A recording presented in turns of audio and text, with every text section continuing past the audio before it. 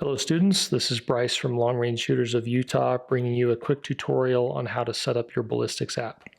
Now for this example we're going to be using the Shooter Ballistics app on the Apple iPhone, but it's important to note that pretty much all ballistics apps are going to have very similar settings and similar inputs. Sometimes the interface will be different and the way you go about it will be different, but all of the data inputs will be the same. They also may be located in different places. So this particular one is unique in that you have to go into the settings of the iPhone first in order to configure a lot of the items that we're going to cover here initially.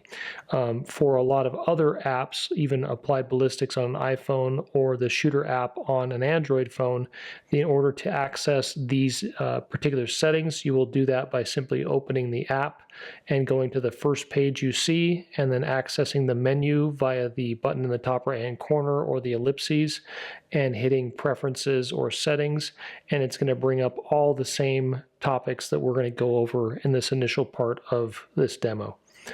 So getting back to Shooter. Shooter is unique in that you have to go into the settings of the iPhone on the iPhone in order to get it set up. So we're going to start by going to our gearbox here on the iPhone, opening that up. As we scroll down towards the bottom, it's going to have a list of all of your apps, and you'll simply want to go to Shooter. This is all alphabetical, so you should be able to find it quite easily. Once you get into Shooter, most of these items are going to display very similarly across all the different iPhones and different carriers, but some of it, like this top portion, may look different on your phone. The first segment here is simply going to point out whether you have location services turned on for the phone or not. The reason you would use your location while using the app is to pull in weather data based on your location. So this may be something you can turn on here and maybe something you have to turn on in the app, but if you ever do want to pull in weather data from a weather station, it will need to have location services turned on.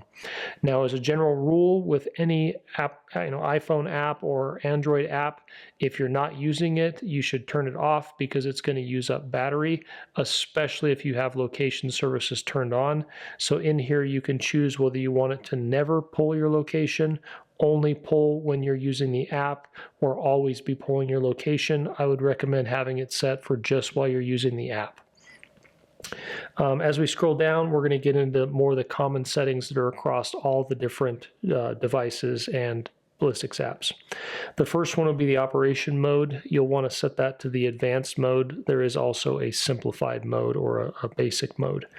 The default calc table is simply just how you want to see the data as a default. There are multiple ways you can look at the data and access the data, and you can toggle those within the app itself.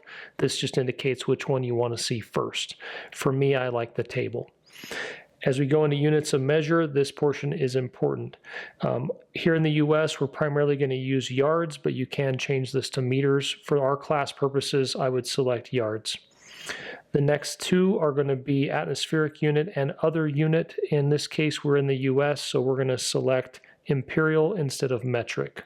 So that's going to be Fahrenheit instead of Celsius. The next section is very important, and I want you to take note of this one. When you're describing wind angle or lead angle, meaning you're shooting at a moving target and you're describing the direction of travel, you can either use degrees or you can use the clock. In my experience, most laymen, most average Joes walking down the road know how to describe things in relationship to a clock. A 3 o'clock wind is blowing from the right to the left. A 9 o'clock wind is from the left to the right. But if you say, what's a wind from 270? A lot of people are going to scratch their head for a minute. So I recommend using the clock method for both wind angle and lead angle, but you can toggle that back and forth. I believe as the default in Shooter and in most ballistics apps, it will go to degrees. So when you change it to clock, know that when you actually get into the app, the field might already have a number like 90 or 270 or 300 in that field. And if you change it to clock, it's going to give you an error because there is no 300 or 270 or 90 or any of those numbers on a clock. On a clock, you only have 1 through 12. So make sure those numbers are correct. Mil-dot spec you're not going to use, so it doesn't matter which one you choose, USMC or Army, doesn't matter. Scrolling down to inputs, I like to turn on save last inputs because that's going to allow me to see what data I used the last time I used the app. So if I'm at the class on Saturday, I go home and I'm showing my buddies at work on Monday morning, I want to go back and see what data it took to hit 1,000 yards. I would like that data to remain or be retained inside the app, so I would turn on save last inputs. The next two are going to have to do with Spindrift and Coriolis, and if you want those always to be enabled, if you leave these turned off, it gives you the ability to toggle them on and off manually inside of the application, which is what I would recommend that you do, and for the class, you're going to definitely want to do that. So leave those turned off. The next one is density altitude. You don't have to turn on density altitude, but for our class and for most shooting folks that use these apps, they're going to use density altitude rather than our standard data points. So let me describe that. What this is doing is basically describing the thickness of the air, the condition in which the bullet will travel. So in lieu of density altitude, you would have altitude, barometric pressure, temperature, and humidity. Density altitude, you'll just have density altitude and temperature. Those two data points mean the exact same thing as these four over here. It's just a different way of describing it with fewer numbers, so most people will move to use density altitude, but they describe the exact same thing. So I would turn on density altitude for the purposes of our class. Moving on to this next section, this is automatic atmosphere, meaning when you open the app will automatically try to pull in your weather based on your location. I generally would say to turn that off because, once again, in the app, if you want to pull the weather, you simply click a button and it pulls it in. You don't need it to do it automatically, so I would leave that off. The rest of these have to do with what data points you want it to pull in when it does the automatic atmosphere.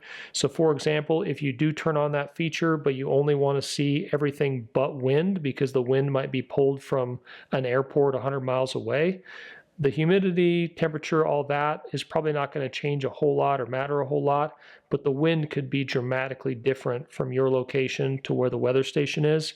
So that's one that you could leave off, but this is how I have it configured because I never use the automatic atmosphere.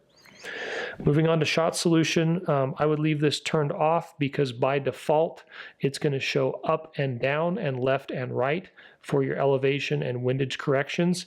If you were to toggle this on, it would trade out up and down for plus and minus, left and right for plus and minus, which is kind of confusing. Distance step size is showed here as shot solution and also in the table. That's simply what increment you want those two things to be in. For the table, for the purposes of the class, we're going to be engaging targets at 300, 400, 500 out to 1,000. So I would leave it at hundreds. If you want a little more detailed view, you could set the shot solution to be 50 or 25 or 5 or whatever you want to get a little more detailed view when you need it. Certainly if you're shooting a rimfire, you wouldn't want to have 100-yard increments because you're very rarely going to be engaging targets beyond 200 or 300 yards. So you may want to change that to say 5 yards. So 5, 10, 15, 20, and so on. So for our purposes, 100 yards is fine.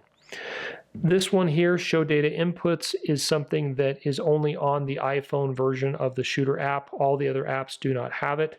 And all it does is take and show you all of the data you've inputted in order to get a shooting solution above that shooting solution table. So if you imagine your dope card has the distance, 100, 200, 300, your dope for each distance, 0.2, 0.6, 0.9, whatever, and then your wind, above that it would show you what gun you're shooting, what the twist rate is, the ammo, what muzzle velocity it is, what bullet weight it is, what bullet length it is, what weather conditions you have, so that if you see something isn't working out right, you can quickly reference what data you inputted to get that table and see if there's anything wrong very quickly, where without that, you would have to go back a step and go look at your ammo data, your rifle data, etc. So it's just nice to have that quick reference, but you don't have to turn it on, it's pure preference. The next one is hide linear path. So by default, if that's turned off, on your table it will have the distance, so 100, 200, 300, elevation correction, and then it will have the linear path in inches, meaning at 500 yards your drop might be 0.5 mil, but in inches it might be 26 inches or 50 inches or whatever it might be. I personally would turn this on and hide or eliminate those two linear path fields in inches, because for newer students especially, it gets confusing. You're like, do I look at it in inches? Do I look at it in mils? And we want to teach you how to do it in mils and minutes, not in inches. It's more of a novelty to know that, oh, my bullet dropped 300 inches at 1,000 yards, when really nobody cares about that, because you're not inputting inches into your scope. You're not correcting in inches, you're correcting in minutes and mils. So I would turn that on and hide the inches and inches portion, or the linear path portion. And then how you sort it, descending, ascending, doesn't matter. It's top to bottom, bottom to top, doesn't matter. So those are your settings inside of the iPhone. Once again, if you're using the Applied Ballistics app or some of the others, it's the first window you come to. There should be a menu button, and you'd simply go into Preferences, and all the same things are here. Wind angle unit, density, altitude, all this stuff is all in there as well. So now that we have that set up, we can actually go into the Shooter app. And just so you know, if you look at the Apple App Store or the Google Play Store, this is what the icon looks like for the Shooter Ballistics app. It's a white and blue circle with an orange dot in the middle and a couple of bullet holes. It should be $9.99. Applied Ballistics is going to be $30, $29.99, and then an additional $10 for every custom drag model that you select in the app. So a lot more expensive, maybe a little more cumbersome to use, but the data is a lot better as far as the custom drop data goes, versus the Shooter app has a little bit of an outdated bullet library, but it's also very, very user-friendly. Both of them are good. Both of them get the job done. Just depends on what flavor you need. So going into the Shooter app, this is going to be the main screen, first screen you come to, in the iPhone at least. So the first thing you're going to do is select your firearm. When I click on this, you'll notice I have a bunch of firearms built in. You will not. You'll need to create a new one. So you'll simply hit this plus sign. You're going to give it a name. So we'll do a demo 6.5 Creedmoor, for example. You'll then need to put in the twist rate of the barrel. The twist rate of the barrel should be engraved on the side of your barrel. If you have a factory rifle and it's not engraved, you could simply Google the rifle, Google the model number, and figure out what it is. If it's a custom rifle, you can call your gunsmith if it's not engraved, but it's really important to know what that twist rate is. Most 6.5 Creedmoors, especially if it's a factory rifle, is going to be a 1 in 8 twist. Some of them, if they're custom, you could get a 1 in 7.5 twist, sometimes even faster, but most of them are going to be 1 in 8. 308s, 300 Win Mags are generally going to be a 1 in 10, 1 in 11, 1 in 12, something like that. So there's some standards that are pretty common, but you definitely want to know exactly what that twist rate is, because that plays into what kind of bullet weights you'll be able to stabilize, what kind of conditions will allow you to stabilize a certain bullet, and so on. All that we'll cover in the class. So we'll put in 1 in 8, because that's what our barrel is. The twist direction, I've never seen a rifle that wasn't a right-hand twist. They do exist, but they're extremely rare, so put in right hand. Sight height, sight offset. This is a number that describes the orientation of the scope in relationship to the barrel. So sight height would be how far above the barrel is the middle of the scope. So you simply measure from the center of your barrel to the center of your scope. Usually it's between 2 and 3 inches, and you punch that in here. If you're in a pinch, you can simply use your fingers. Most people's fingers are roughly an inch wide, so you could go 1 inch, 2 inch, it's in here, call it 2.5. That number doesn't have to be terribly accurate, so we could just put in 2.5, 2.25, whatever, and it's probably going to work just fine. But ideally, you would get a measuring tape or some calipers and measure from center of scope to center of barrel.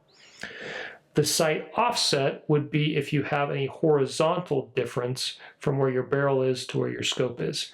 That very rarely happens.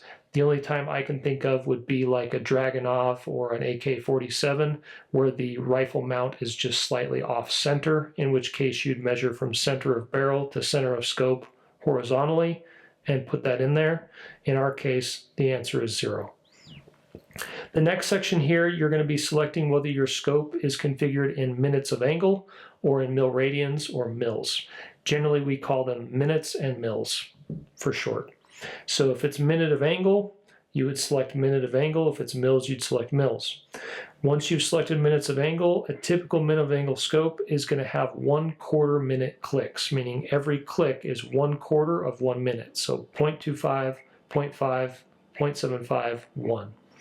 If we go to mils, then it's in tenths. So 1/10, 2/10, 3/10, or 0.1, 0.2, 0.3, 0.4, etc. So every 10 clicks is going to be 1 mil.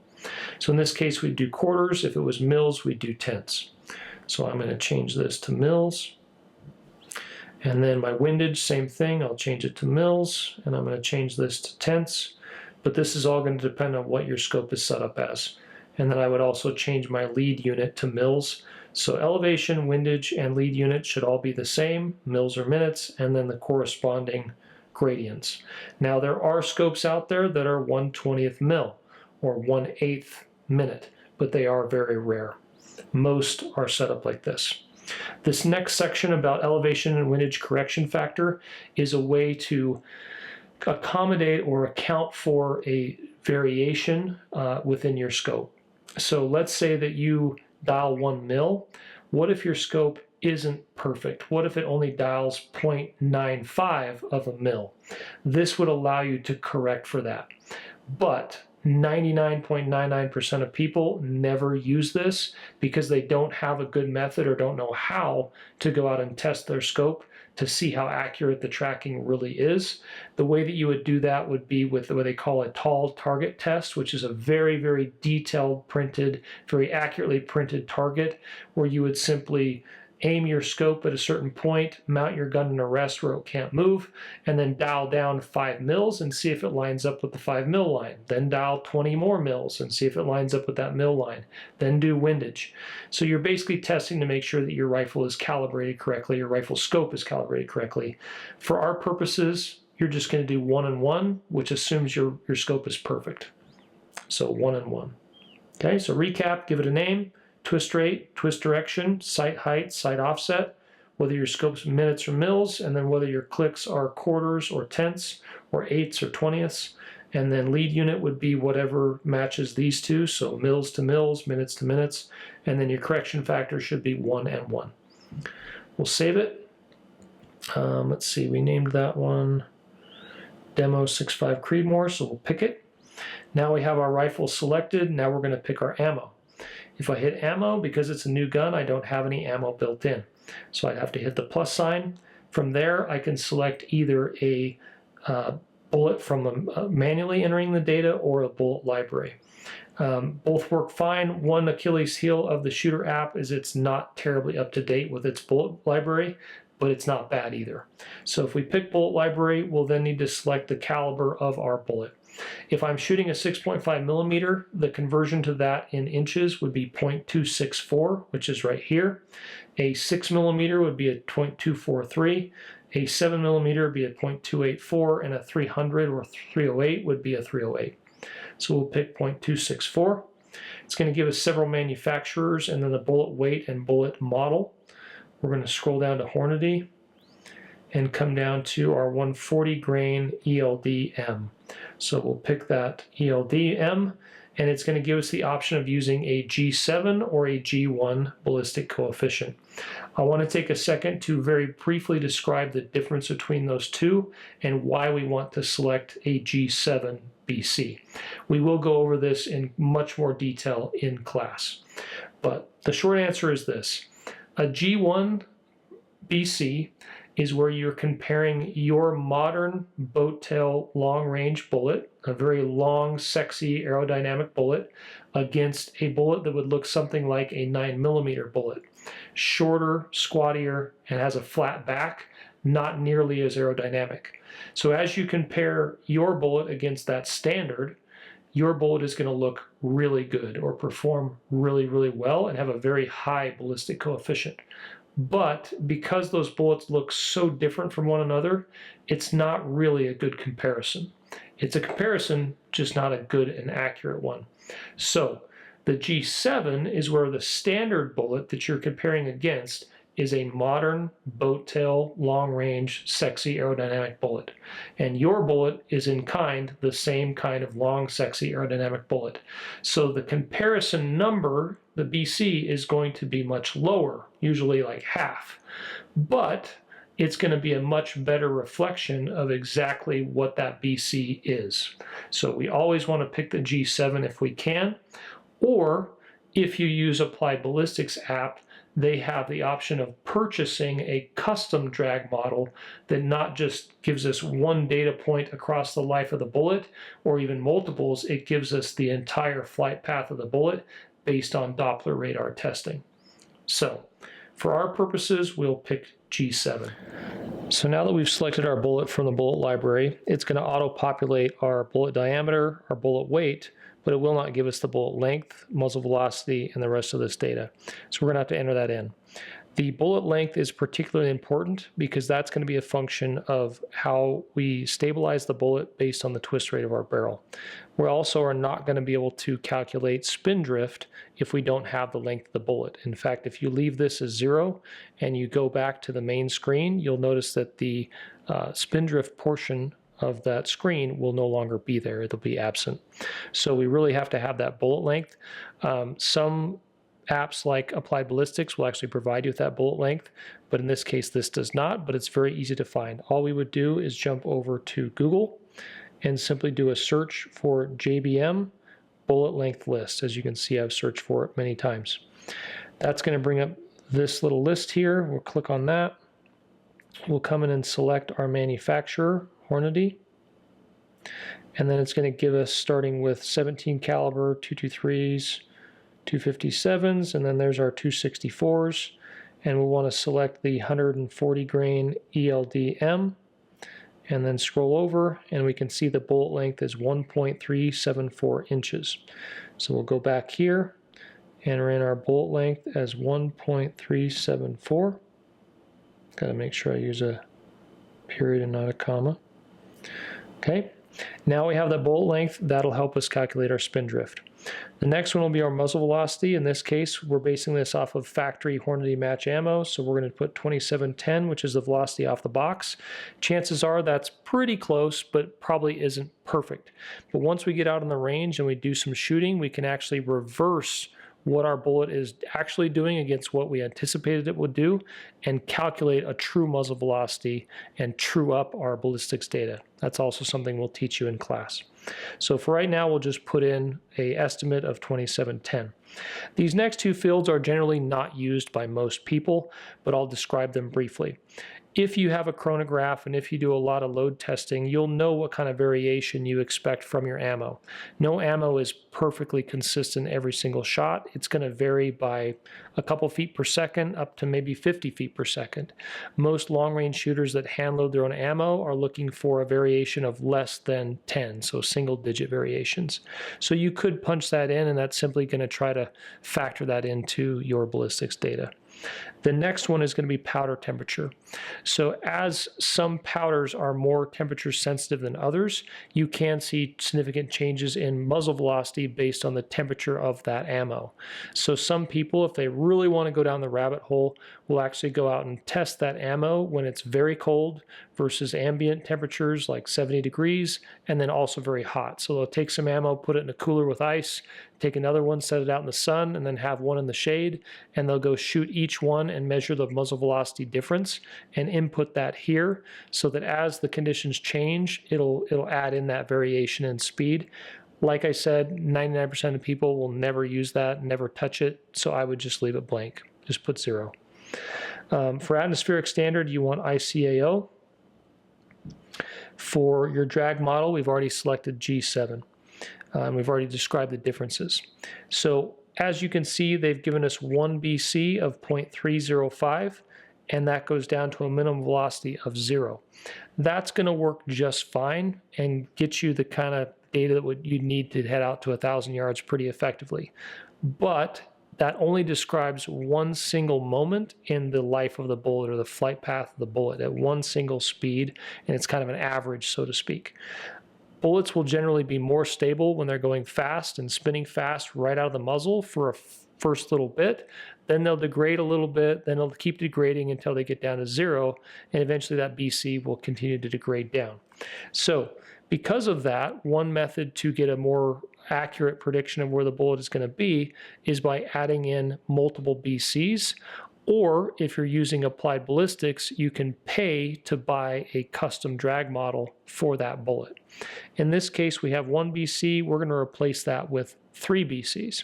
So with a Hornady bullet, they're nice enough to provide us with that information in G7. So let's go over and just simply Google ELDM BC. Go. It's going to pull up this ballistic coefficient page on Hornady's website, and that is going to list all of their ELDM and ELDX bullets, as well as their ATIP bullets. So if we come down here and pick our 140 grain match 6.5 millimeter bullet, we can see the G1 and G7 for Mach 2.2, Mach 2.0, and Mach 1.75. Now I'm sure you're saying, what the heck is Mach 1.2 or 1.7 or whatever? Unless you're a fighter pilot, Mach is not really something you're accustomed to thinking in. But what we're going to do is convert this into feet per second, and it'll make more sense. The only reason they use Mach is that's just the standard that ballisticians use. If we scroll up, we can actually see here they tell us what it is in feet per second. So Mach 2.25, so 2.25 times the speed of sound is 2,515 feet per second. Mach 2.0 is 2,232 feet per second, and Mach 1.75 is 1,953 feet per second. So those are the numbers that we're actually going to enter into our app, because our app thinks in terms of feet per second, not in Mach. So getting back down here, we'll find our 140 grain bullet. First BC at Mach 2.25 is 0.326. Second one is 0.320. Third one is 0.310. So if we go back in here, we're going to replace the first BC with 0.326, and that one is at 2,515 feet per second.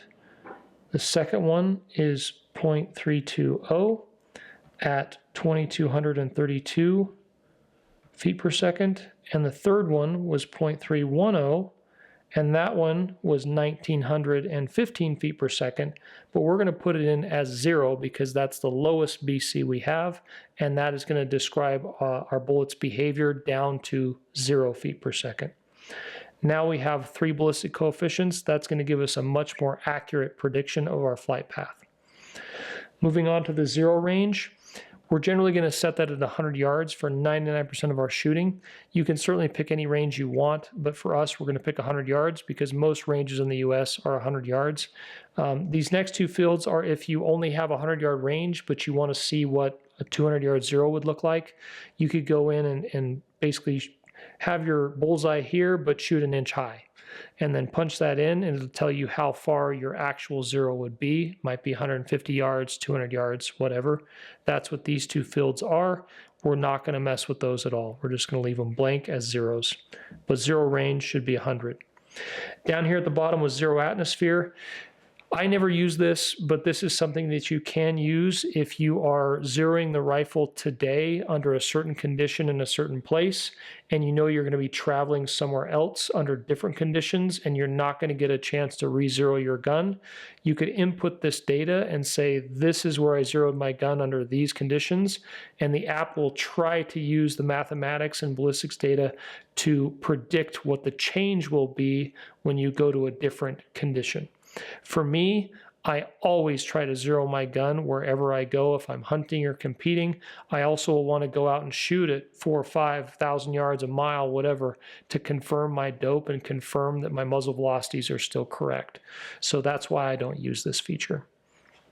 So to recap, we've given it a name, we've given it our diameter, we've picked our weight of the bullet, we've gotten our inches or our length of the bullet from the JBM bullet length list, we've got our velocity off the box of ammo or off of our chronograph, we've left these two blank, we've picked our G7 BC and entered in multiple BCs if we can, we've got our zero range, and then we've left our automatic atmosphere off. We're going to save that. Now we have ammo, we'll click it. Now we've got our rifle, we've got our ammo, and we can start setting up the parameters of our shot today. So the first one here is distance. That's going to tell us how far out our table is going to go. In this case, we'll simply set it to 1,000 yards. The look angle is going to be if you're shooting at a high angle and you want to correct for that difference. We'll talk about this in class, but just know that when you're shooting at angles, it gets a little bit tricky. So for example, if I'm shooting at a very steep angle, this is my target, this is my shooter, and that distance there, my line of sight distance, is 1,000 yards. If I take my flat line distance from directly below that target and directly below my shooter and measure this distance, it would actually be quite a bit shorter. That's called our flat line distance. So when we're picking what distance to dope for, we would pick that flat line distance, not the line of sight distance. So even though it's 1,000 yards, because of how steep it is, it may only be 800 yards that gravity is pulling on that bullet. So that's where we can take and enter this and turn our phone up to wherever our rifle is pointed, start the timer, and it's going to capture that angle, and it's going to adjust our shooting solution to match that angle. But we're going to leave that as 0 because we're shooting on a flat range. The next two fields, the move speed and move angle, we are not shooting moving targets, so we're going to leave that as 0 miles per hour, and the direction doesn't matter when the target is not moving. If you did want to shoot movers, you would give it the speed of the mover as well as the angle or direction that it's moving, and it would give you a lead for that target. That's definitely more advanced. The next section is your atmosphere. So this is where you would have your density, altitude, and temperature, as well as your wind conditions. If you didn't turn on density, altitude, this would be replaced with altitude, temperature, barometric pressure, and humidity. You can use either one. We will use density, altitude in the class. That's what I'd recommend, but both of them work. So if we have this data here, we can manually enter it. For example, at the class, I'll be spinning my Kestrel around and getting a true ambient reading and then telling that to the class, and you'll simply manually enter it in. If you want to, you can simply click this button right here, and you can either pull the weather from the internet or pull it from a Kestrel or from a WeatherFlow weather meter. If we pull from the internet, it's going to use our location and query the internet to find the closest weather station to where we're at, and then pull in that data. Now, the density, altitude, and temperature might be just fine, even though the weather station might be 100 miles away, but the wind data is probably not something you can trust. So in that case, you'd want to come in and enter whatever wind data you estimate for your position, as well as your wind angle. Most of the time, I'm going to use a full value wind, meaning either a 9 o'clock or 3 o'clock wind, and then we'll teach you how to correct off of that for different wind angles and intensities. So I've got my density, altitude, temperature, wind speed, wind angle. Now down here, I have the ability to turn on or turn off spin drift, or turn on or turn off Coriolis effect. So for right now, let's go ahead and just run the calculation and see what our dope is at 1,000 yards for these conditions, this rifle, this bullet, etc. So we can see here that at 1,000 yards, our drop of our bullet that we're compensating for is 7.9 mils. Our wind drift in a 10 mile per hour, 9 o'clock wind is 1.6 mils. We can also see the velocity of the bullet at 1,000 yards, the energy that it has, and the time of flight. Getting back to this, I want you to remember 7.9 as our elevation and 1.6 as our wind. As we go back, we can now go in and turn on spin drift. And let's see how that affects that bullet. Now spin drift, the bullet is spinning to the right, so it should drift to the right. we have a 9 o'clock wind, which is also coming from left to right. So that should be pushing the bullet. So we should anticipate that our wind drift, instead of 1.6, is going to be a little more, in this case 1.7.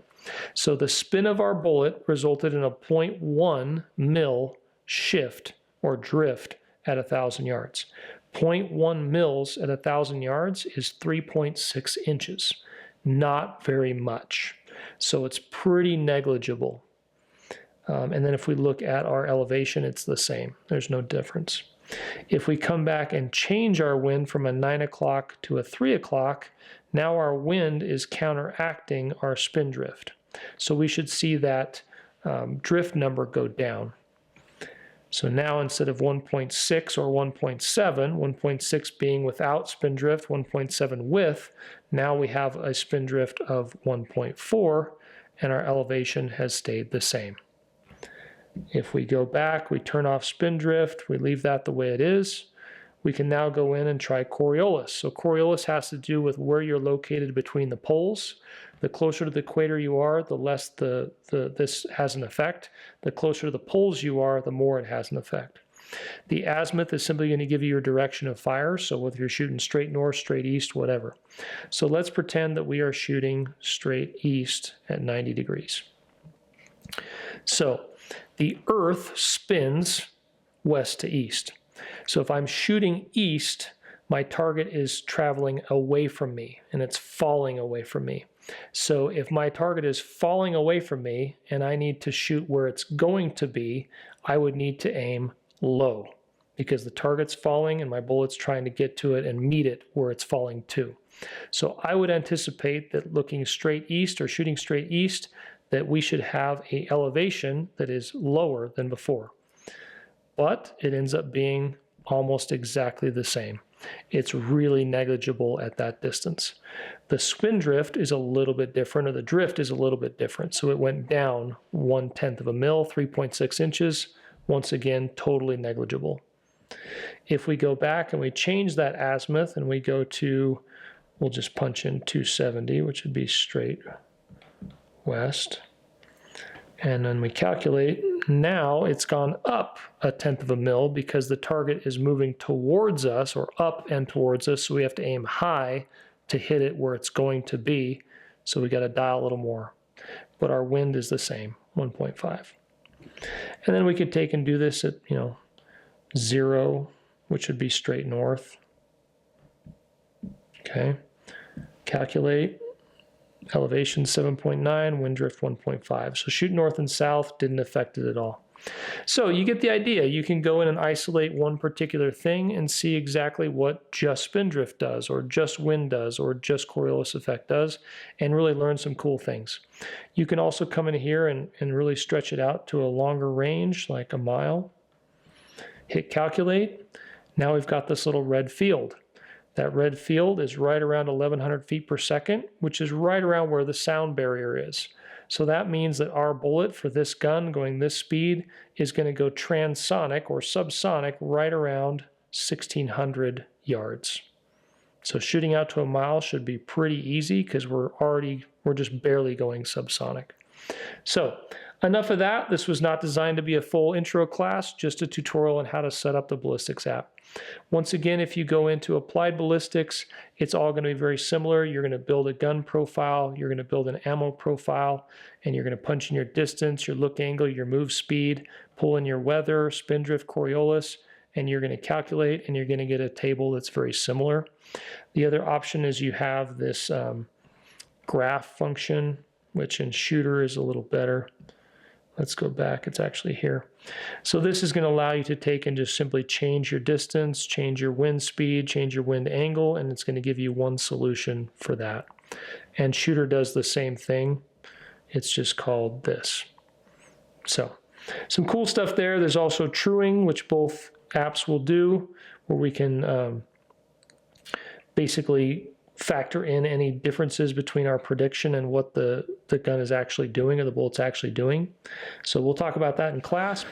All right, well, that'll conclude our overview of how to set up your ballistics app. If you're going to be attending one of our intro to long range classes, we encourage you to go ahead and do all this setup. In years past, we've done this in the classroom, and the hope is that this video will allow us to spend more time in the range, less time in the classroom, because Friday is rather heavy. So make sure you get this set up. If it's not set up perfectly, that's fine. We'll be in the classroom helping you kind of fine tune it and confirming it. We'll also give you a mock gun profile and ammo profile that you'll build into the app just to test that you've entered in everything correctly and check it against the outcome or the dope to make sure that it matches up and is good to go.